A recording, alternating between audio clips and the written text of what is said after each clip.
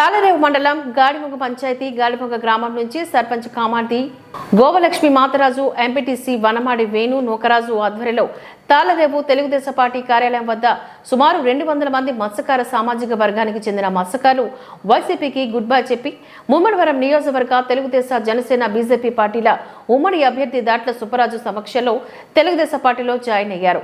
వారికి సుబ్బరాజు పాటు కండవాలు కప్పి పార్టీలోకి సాదరంగా ఆహ్వానించారు.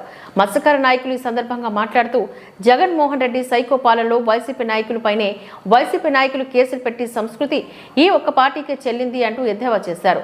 కార్యక్రమంలో తెలుగుదేశం జనసేన బీజేపీ పార్టీల నాయకులు కార్యకర్తలు అభిమానులు తదితరులు పాల్గొన్నారు.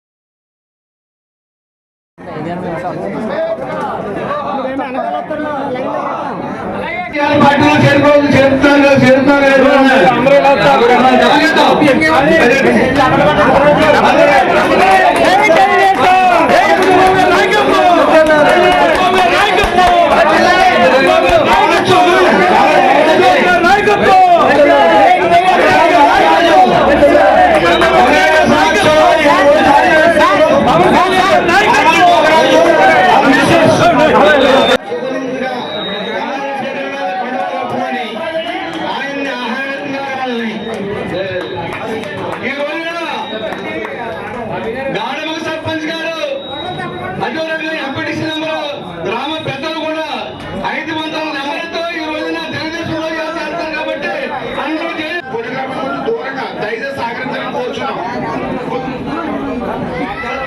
మనం కొంచెం వెనక్కి వెళ్తాం.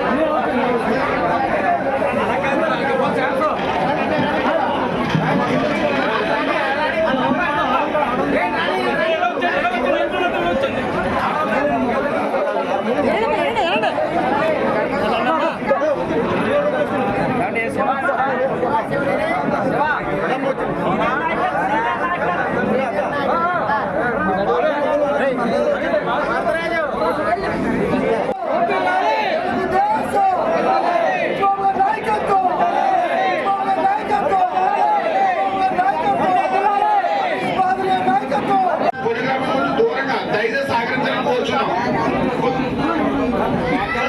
మనం కొంచెం వెనక్కి వెళ్తాం. చేయించుకోవాలి. ఈ ఉత్సాహం చాలా ఆనందంగా ఉంది. ఇంకా చాలా మాట్లాడతారు సార్ పక్కగా. అమ్మ ప్రతి ఒక్కరు పేరు పేరులో కూర్చోవాలి. కళ్ళవాళ్ళు వెళ్ళ ఉంచుకోండి తల్లి. ఎక్కడ ఆడతారు మీరు అంతా? సర్పంచ్ గారు గాడిమా నుంచి, అలాగే వనమాడి ఏని అంటే ఎంపీటీసీ గారు నూకరాజు గారు ధన్యవాదాలు అందరికీ. కానీ ఈరోజు జాయిన్ అవ్వడం చాలా సంతోషం. గాడిమొగ పంచాయతీ నుంచి ఈ సభకి ఇచ్చేసిన అందరికీ ధన్యవాదాలు. మాట్లాడవలసిగా కోరుతున్నాం.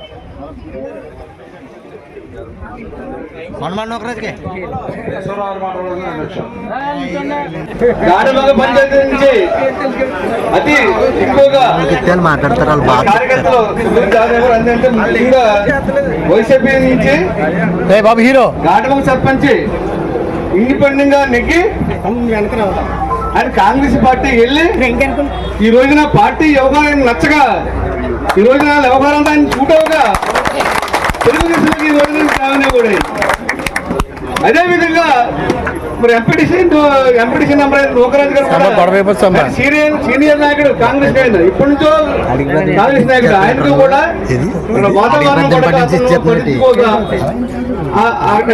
ఉన్నటువంటి కార్యకర్తల పట్ల ఆయన నమ్మకం ఆయన నచ్చగా ఈ రోజున మరి తెలుగుదేశంలో దగ్గరగా 150 మంది 180 మంది కార్యకర్తలతో ఈ రోజున తెలుగుదేశం చేరారంటే చాలా అచ్చమేట్లో చేరారు కాబట్టి అదే కాకుండా మరి పెదవల్లి గారి గ్రామానికి బాబానగరం గోపాలపురం రేపు శనవల్లి గ్రామం నుంచి కూడా ఇంకా చేరుకులు ఉన్నాయి.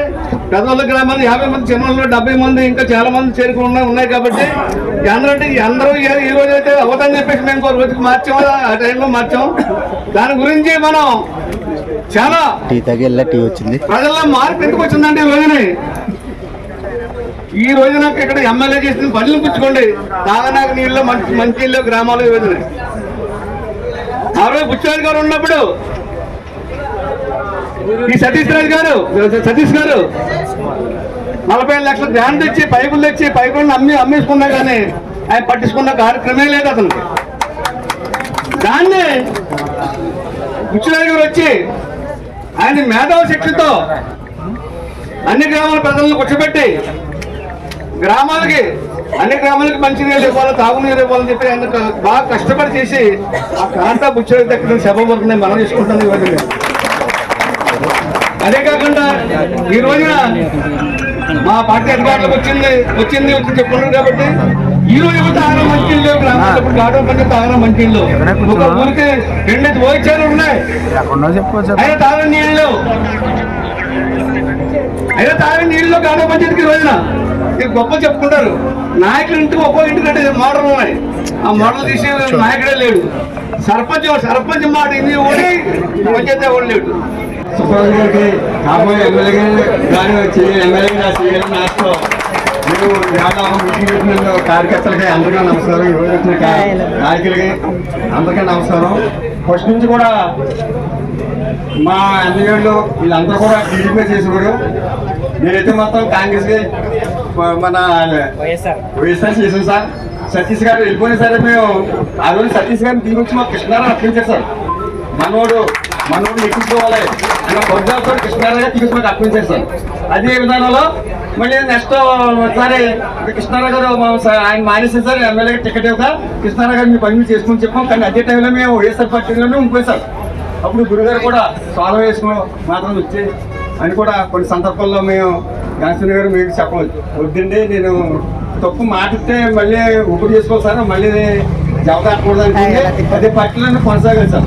ప్రతిపక్షంలో ఉన్నా సరే ఏదో కొన్ని కష్టాలు పడ్డా ఆ కష్టాలు కూడా నేను భరించి అదే పార్టీలో ఉన్నా సార్.